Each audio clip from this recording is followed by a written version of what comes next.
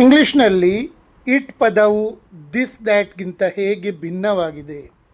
It ಪದವು this ದ್ಯಾಟ್ಗಿಂತ ಹೇಗೆ ಭಿನ್ನವಾಗಿದೆ ನೋಡೋಣ.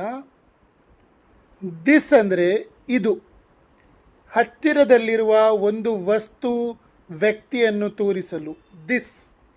ದ್ಯಾಟ್ ಅಂದರೆ ಅದು, ದೂರದಲ್ಲಿರುವ ಒಂದು ವಸ್ತು ವ್ಯಕ್ತಿಯನ್ನು ತೋರಿಸಲು.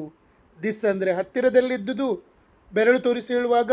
ದ್ಯಾಟ್ ಅಂದರೆ ದೂರದಲ್ಲಿದ್ದು ಬೆರಳು ತೋರಿಸಿ ಹೇಳುವಾಗ. ಇಟ್ ಅಂದರೆ ಏನು ಹಾಗಾದರೆ? ದಿಸ್ ಅಂದರೆ ಇದು, ದ್ಯಾಟ್ ಅಂದರೆ ಅದು, ಮತ್ತು ಇಟ್ ಅಂದರೆ ಏನು? ಇಟ್ ಅಂದರೆ ಇದು ಸಹ ಅದು ಸಹ. ಹೇಗೆ ಉಪಯೋಗಿಸುವುದು? ಇಟ್ ಅಂದರೆ ಈಗಾಗಲೇ ಹೇಳಿರುವ ಅಥವಾ ತಿಳಿದಿರುವ ಒಂದು ವಸ್ತು, ಪ್ರಾಣಿ, ವಿಷಯವನ್ನು ಮತ್ತೆ ಸೂಚಿಸಲು. ಇಟ್ ಅಂದರೆ ಏನು?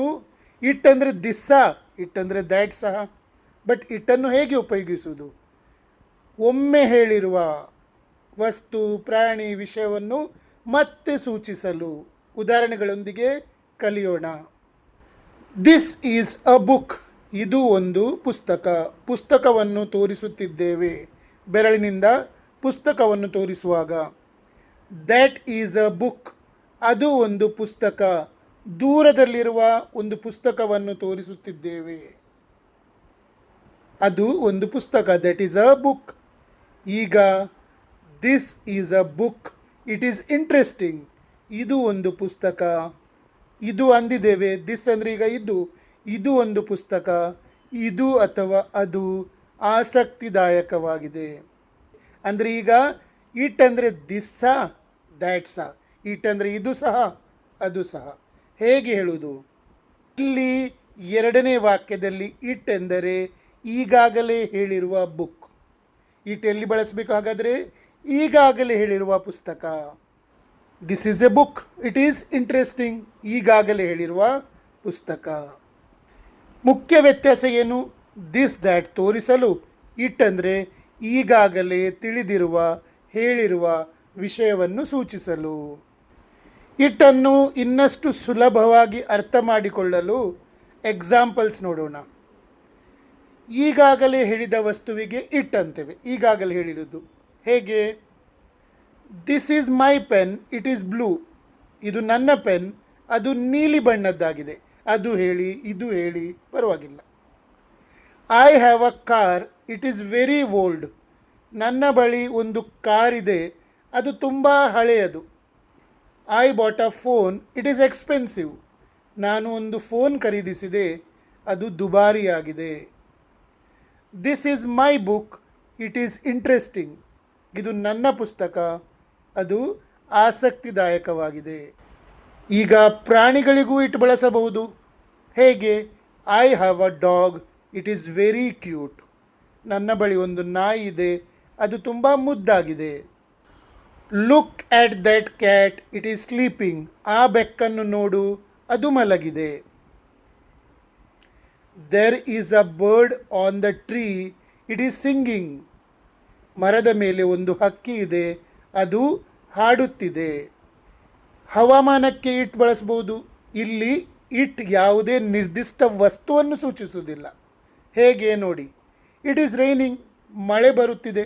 ಇದು ಅದು ಅಂತ ಇಲ್ಲ, ಮಳೆ ಬರುತ್ತಿದೆ, it is raining.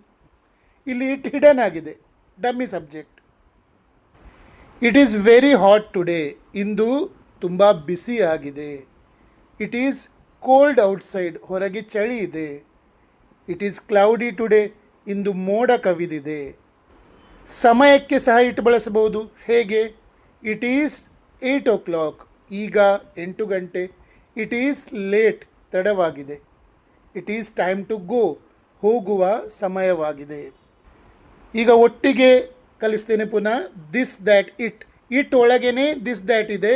This is my pen, ಇದು ನನ್ನ ಪೆನ್. ಹತ್ತಿರದಲ್ಲಿರುವುದನ್ನು ತೋರಿಸುತ್ತೇವೆ. ದ್ಯಾಟ್ ಈಸ್ ಮೈ ಪೆನ್, ಅದು ನನ್ನ ಪೆನ್. ದೂರದಲ್ಲಿರುವುದನ್ನು ತೋರಿಸುತ್ತೇವೆ. This is my pen, it is blue. ಇದು ನನ್ನ ಪೆನ್, ಅದು ಅಥವಾ ಇದು ನೀಲಿ ಬಣ್ಣದ್ದಾಗಿದೆ. ಈಗ ಇಟ್ ಅಂದರೆ ಏನು? ಪೆನ್. ಇಟ್ ಅಂದರೆ ದಿಸ್ ಅಥವಾ ದ್ಯಾಟ್ ತೋರಿಸಲು.